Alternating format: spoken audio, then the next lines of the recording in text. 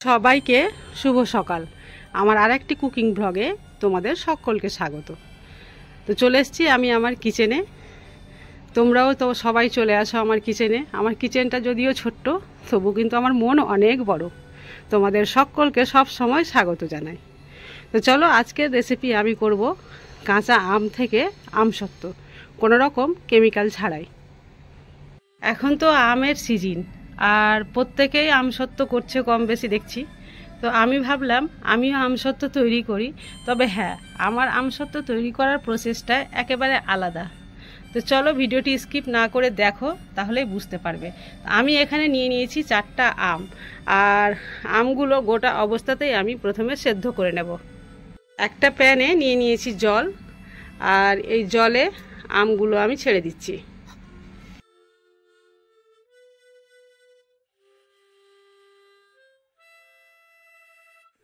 গ্যাসের flame on করে কড়াইটা চাপিয়ে দিয়েছি, আর আমটা সেদ্ধ হওয়ার জন্য রেখে দেবো প্রায় 15 থেকে 20 মিনিট। এখন দেখা যাক কতক্ষণে সেদ্ধ হচ্ছে আর কি। তো চলো, ঢাকা দিয়ে আমি রেখে দিচ্ছি। এই যে দেখো, ঢাকাটা আমি উঠিয়ে তোমাদের দেখালাম। কালারটা কি সুন্দর হয়েছে, মনে হচ্ছে যে এটা পাকা আম, তাই না? কিন্তু ভুল করেও কেউ পাকা আম ভেবো না, কারণ এটা কাঁচা আমই ছিল। সেদ্ধ হয়ে এর কালারটা চেঞ্জ হয়ে গেছে। আর হ্যাঁ, এতক্ষণে সেদ্ধ হয়ে গেছে, তাই আমি গ্যাসের ফ্লেমটা বন্ধ করে দিচ্ছি আর ঠান্ডা হওয়ার জন্য অপেক্ষা করব। আর হ্যাঁ, ভিডিওটি স্কিপ না করে প্রথম থেকে শেষ পর্যন্ত দেখার অনুরোধ করছি। যদি ভালো লাগে তাহলে অবশ্যই একটা লাইক করে দিও। আর এই ধরনের সহজ সরল রেসিপি পেতে হলে প্লিজ চ্যানেলটি সাবস্ক্রাইব করে পাশে থেকো। আর যদি আগে থেকে সাবস্ক্রাইব করে থাকো তাহলে তোমাদের জন্য রইল অসংখ্য ধন্যবাদ।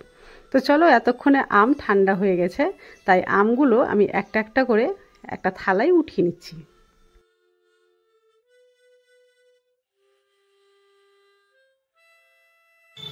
আমগুলো এখনও অনেক গরম রয়েছে, মানে উপর থেকে হাত দেওয়া গেলেও কিন্তু ভেতরের অংশটা এখনও গরম রয়েছে। একটু ঠান্ডা হয়ে যাক, তারপরে আমি ছিঁড়ে নিচ্ছি। দেখো, আমি কিন্তু ছিলার চেষ্টা করছি অবশ্য, কিন্তু হাতে মনে হচ্ছে এখনও সইছে না। এখনও হাতে আমার তাপ লাগছে, কারণ ভিতরটা এখনও গরম রয়েছে। তো চলো, খুব কষ্ট করেই কিন্তু আমি তাড়াহুড়োর মধ্যে এটা ছিলে ছিলে ভিতর থেকে আমের যে কাঁচ সেগুলো বার করে নিচ্ছি। আর ভিতরের যে আঁটি সেটা কিন্তু ফেলে দেবো, উপরের খোসাও ফেলে দেবো। শুধু এখানে আমের যে পাল্প সেটাই দরকার লাগবে। আম থেকে সমস্ত পাল্প বার করে নিয়েছি, আর এখানে প্রায় ছোট বাটির 1 বাটির মতো ম্যাঙ্গো পাল্প হয়েছে আর কি আমার। তো বাটিতে মেজারমেন্ট করলাম এই জন্যই, যে বাটিতে মেজারমেন্ট করলে আমার বাটিতেই কিন্তু চিনি মেজারমেন্ট করাটা খুব সুবিধা হবে। তো 1 বাটি যেহেতু পাল্প হয়েছে ম্যাঙ্গোর, তো 1 বাটির মতো আমাকে চিনি এখানে প্রয়োজন পড়বে। তো চলো, এটা আমি প্রথমে কড়াইয়ে ঢেলে নিই, তারপরে এই বাটি মাপ করে আমি চিনিটা দিয়ে দেবো।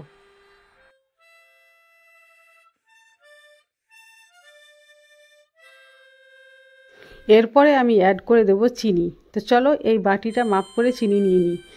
এখানে 1 বাটি চিনি দেব না, 1 বাটি থেকে একটু কম রাখবো চিনির পরিমাপটা।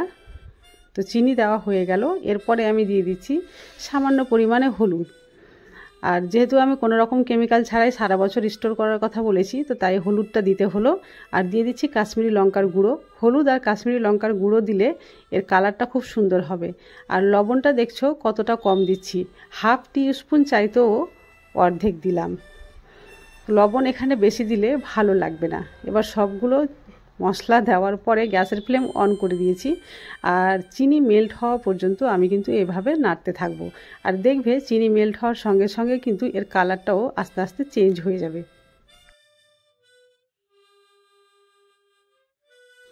হলুদ আর কাশ্মীরি লঙ্কার গুঁড়োর কম্বিনেশানে কালারটা দেখো কত সুন্দর এসছে। আর চিনিরও একটা নিজস্ব কালার হয়ে যায় যখন চিনি মেল্ট হয়ে যায় আর কি। তো দেখো, 3টে উপকরণ মিক্স হয়ে একসঙ্গে একটা খুব সুন্দর কালার তৈরি করে দিয়েছে। মনে হচ্ছে যে কোনো রকম হয়তো ফুড কালার ইউজ করেছি, কিন্তু না, আমি কোনো রকম ফুড কালার ইউজ করিনি আজকে। কোনো রকম কেমিক্যাল ছাড়াই আমি তৈরি করব, যেহেতু বলেছি তোমাদেরকে। তো তাই আমি কোনো রকম ফুড কালারও ইউজ করছি না। আর দেখো কত সুন্দর একটা নিজস্ব কালার তৈরি হয়ে গেছে। দেখে মনেই হচ্ছে না যে এটা কাঁচা আম থেকে তৈরি, মনে হচ্ছে যে পাকা আমেরই মনে হয় আমসত্ত্ব আমি তৈরি করছি। তো দেখো নাড়তে নাড়তে অনেকটাই আগের চাইতে থকথকে হয়ে গেছে। তো এখনও হয়নি আর কি, যতক্ষণ না একটা তার হয়েছে ততক্ষণ কিন্তু এটা আমাকে নাড়তেই হবে। তো তারটা কি করে পরীক্ষা করে দেখব সেটাও আমি তোমাদের দেখিয়ে দিচ্ছি। তো দেখো এইভাবে নাড়তে নাড়তে যখন একেবারে থকথকে হয়ে চলে এসছে, আমি হাতের আঙ্গুলে এভাবে নিয়ে দুটো আঙ্গুলের মধ্যেখানে যখন এভাবে দেখব, তো দেখবে যে একটু তারের মতো হয়ে আসছে। এখানে এক তারের প্রয়োজন। তো এক তার হয়ে গেছে, তাই আমি গ্যাসের ফ্লেমটা বন্ধ করে দিয়েছি। আর যে থালাতে আমি এটা এভাবে ছড়িয়ে দেব, সেই থালাতে কিন্তু আমি খুব ভালোভাবে তেল মাখিয়ে নিলাম, কারণ তেল মাখালে থালা থেকে উঠে আসবে খুব সহজেই।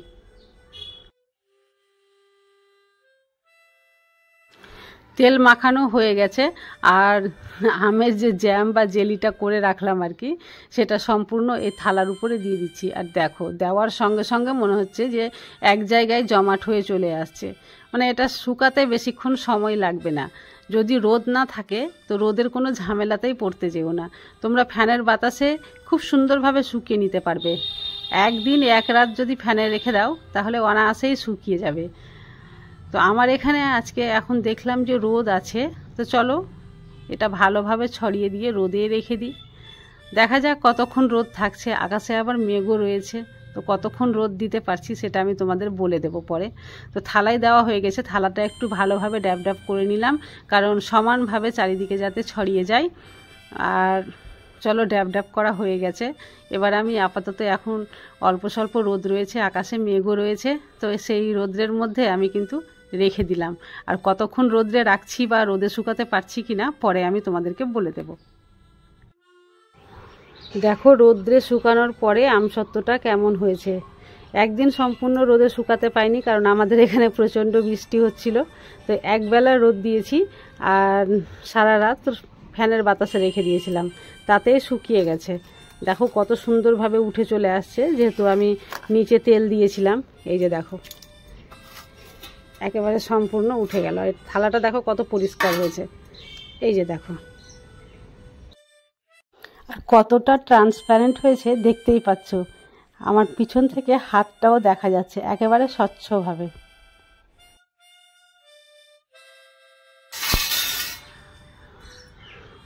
তো রোদ দেওয়ার ঝামেলা ছাড়াই তোমরা এই ধরনের আমসত্ত্ব কিন্তু ফ্যানের বাতাসেও খুব সহজে শুকিয়ে নিতে পারবে। একদিন ফ্যানের বাতাসে থাকলেই এত সুন্দরভাবে আমসত্ত্ব তৈরি হয়ে যাবে। এবার আমি এটা পিস পিস করে কেটে নিচ্ছি। তোমরা এটা লম্বা লম্বা করে কেটে রোল করতেও পারো, তো আমি এখানে ছোট ছোট পিস করে দেব।